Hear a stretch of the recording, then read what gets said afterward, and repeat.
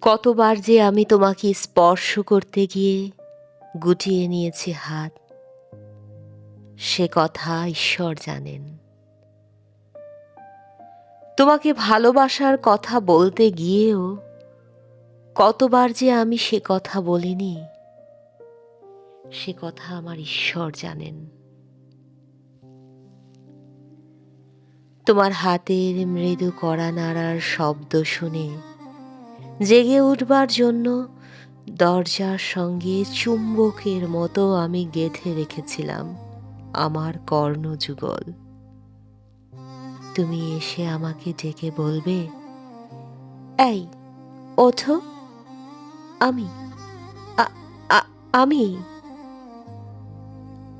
আর আমি একই শুনলাম।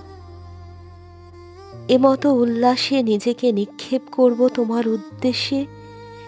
কতবার যে এরকম একটি দৃশ্যের কথা আমি মনে মনে কল্পনা করেছি, সে কথা আমার ঈশ্বর জানেন। আমার চুল পেকেছে তোমার জন্য, আমার গায়ে জ্বর এসেছে তোমার জন্য। আমার ঈশ্বর জানেন আমার মৃত্যু হবে তোমার জন্য। তারপর তারপর অনেক দিন পর একদিন তুমিও জানবে আমি জন্মেছিলাম তোমার জন্যে, শুধু তোমার জন্যে।